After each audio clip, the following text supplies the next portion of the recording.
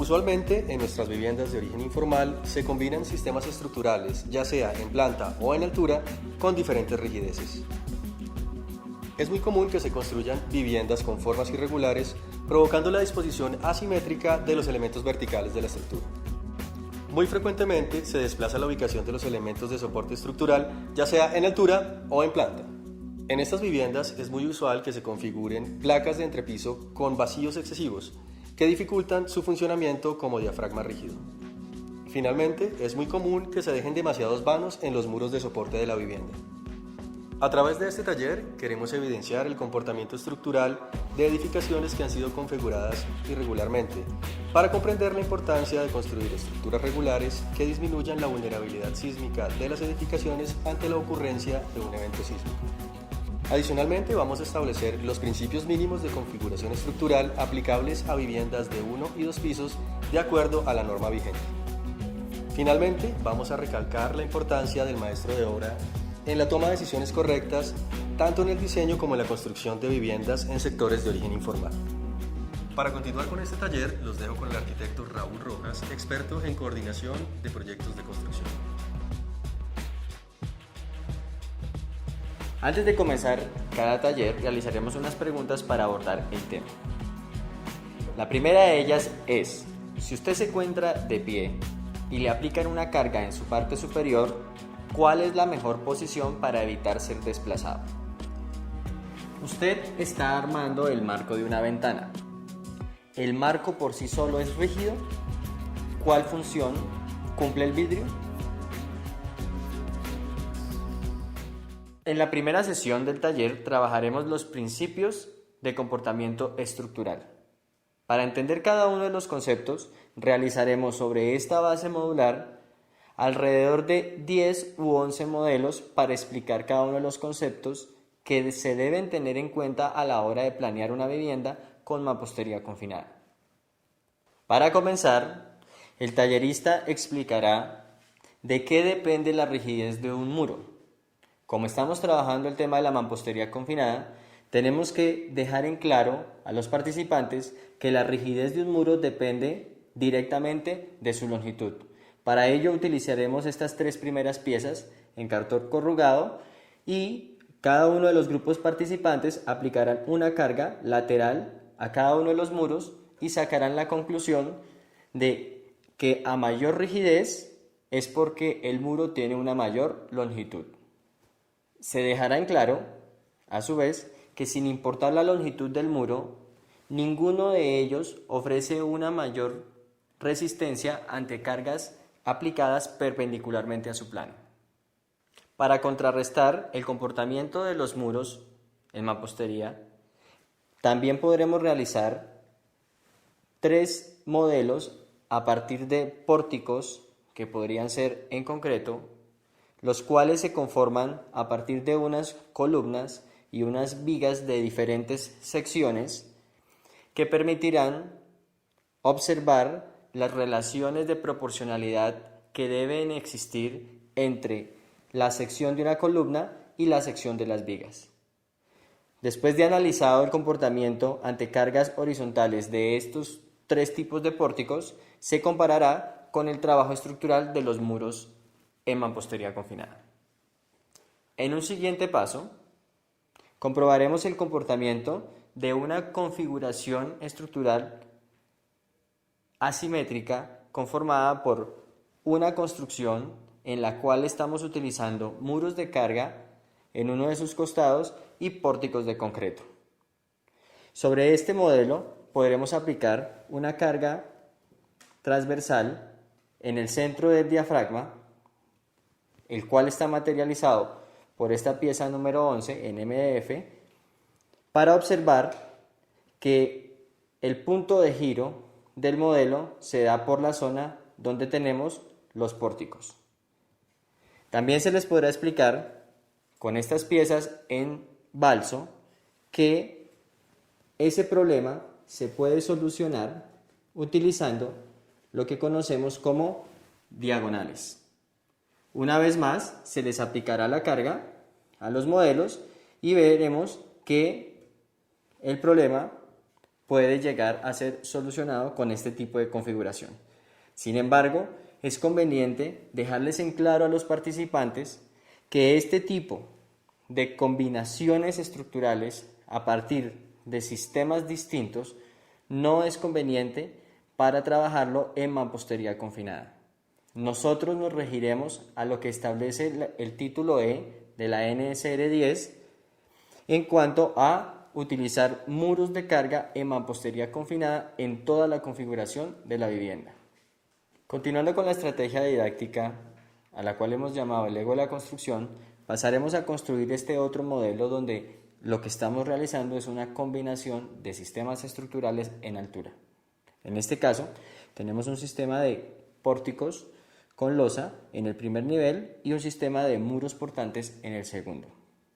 Con base en este modelo, se les explicará a los participantes que la norma es clara en establecer que cuando se hacen combinaciones estructurales en altura, están prohibidas frente a nuestro código sismo resistente combinaciones estructurales en altura donde el sistema estructural del primer nivel sea menos rígido que el del segundo nivel y sus superiores.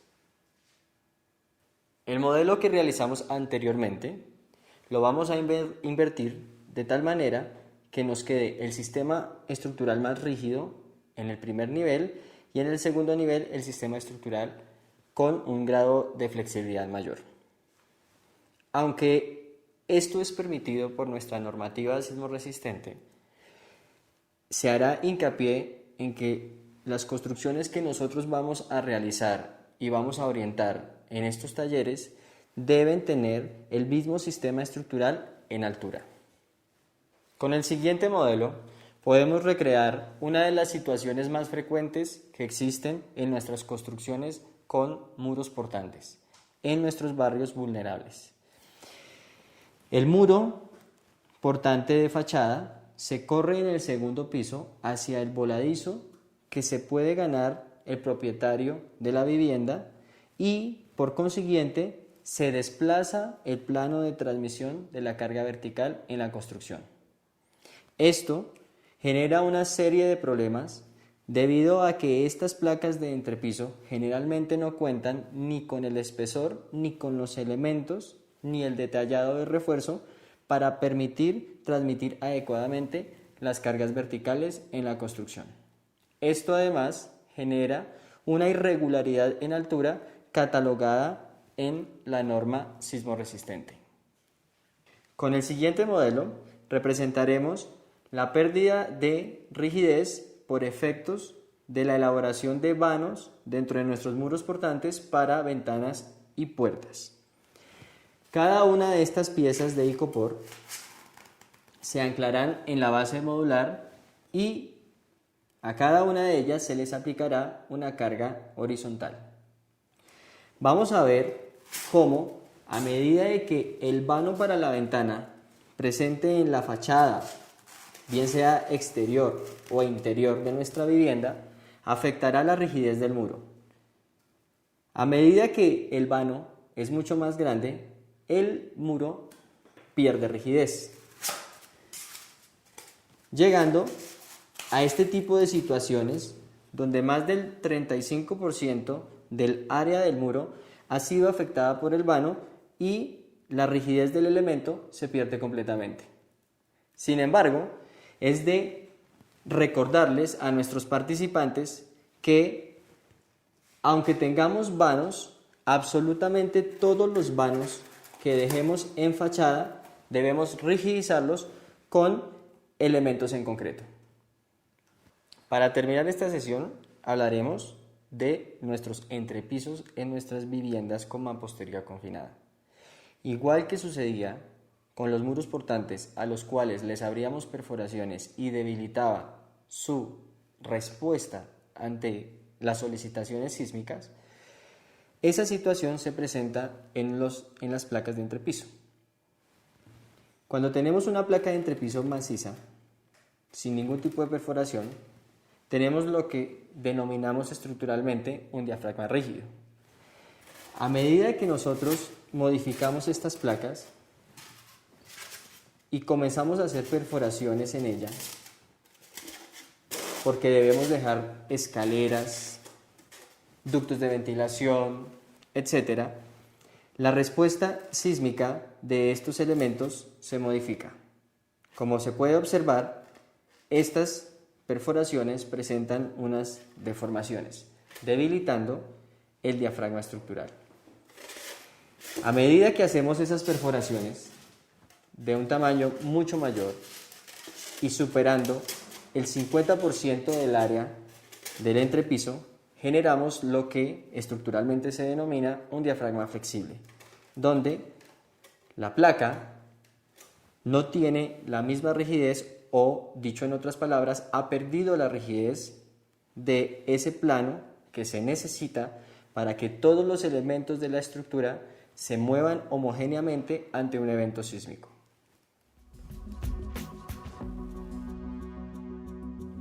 La segunda sesión del taller se denominará Principios de diseño con mampostería confinada. La estrategia didáctica se denominará Construcción modular. La sesión se basa en la construcción de una vivienda en mampostería confinada bajo los parámetros establecidos en el título E de la NSR 10. Para ello, contamos con todas las piezas necesarias para armar esa vivienda. Construiremos los muros de primer nivel, construiremos los muros cuchilla en la cubierta y construiremos el diafragma de cubierta por medio de las correas que se necesitarán para soportar una cubierta liviana. En este caso, no se ha contemplado la construcción de placas de cubierta maciza para poder ejemplificar el uso de elementos de madera tal como lo establece el título E. Para el desarrollo del taller se llevará el registro de cada uno de los pasos consignados en la guía del tallerista en este formato que hemos denominado seguimiento del taller. El primer paso para poder realizar la vivienda en mampostería confinada es determinar la longitud de muros necesaria para una vivienda que en un futuro pueda ser de 2 niveles, pero que por efectos del tiempo en la sesión la construiremos solamente de 1. El cálculo de los muros es un segundo paso a la pregunta a cada uno de los grupos participantes de cómo plantearían su vivienda en mampostería confinada. Por ello, sin hablar de la normativa, se les solicitará en un primer paso que planteen los muros que ellos crean necesarios para soportar una vivienda de 2 pisos. Esta base modular que vemos elaborada en MDF tiene perforaciones a escala 1:20 de tal manera que entre centro y centro de cada uno de estos cuadros hay 50 centímetros.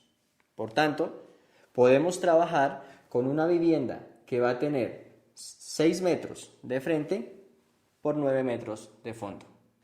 Estamos asumiendo que estamos trabajando sobre un lote de 6 metros de frente, 12 de profundidad y con un patio posterior de 3 metros. Después de que cada uno de los grupos que estén participando en el taller hayan propuesto sus muros y el tallerista haya confrontado sus planteamientos versus el cálculo de muros que solicita el título E, se realizará en plenaria y cada grupo participante comenzará a colocar su longitud de muros determinada matemáticamente para construir su vivienda. Estamos hablando de una vivienda que tiene 54 metros cuadrados por piso, pero que como contemplamos un crecimiento progresivo hasta de 2 niveles, que es lo que nos permite la norma, hablamos en total de 108 metros cuadrados para tener en cuenta en el cálculo. Después de haber construido los muros del primer nivel, acorde a las longitudes arrojadas por el cálculo matemático que establece el procedimiento, pasaremos a verificar la simetría en la ubicación de los muros con respecto a la planta. Una vez verificado este punto, se podrá proceder a construir los elementos horizontales de confinamiento y posteriormente el diafragma de cubierta. Una vez terminadas las vigas de confinamiento colocadas sobre los muros en mampostería confinada y generando anillos cerrados, se podrá proceder a construir las cuchillas de cubierta y colocar los elementos de soporte del sistema de cerramiento liviano tipo teja Eternit o similar.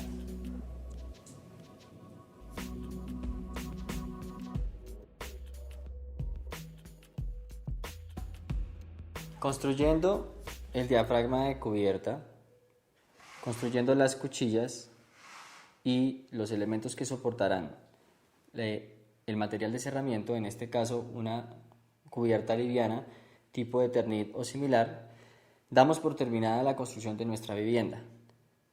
Es de recalcar que para el diseño tanto de los muros como de las cuchillas y el distanciamiento y sección de cada una de estas correas en madera, se deben seguir los procedimientos que están establecidos en el título E. Esto se ve reflejado en la guía del tallerista, donde paso a paso se harán las referencias a cada una de las tablas y numerales de la norma que permitirán al tallerista dirigir la sesión y llegar a este resultado.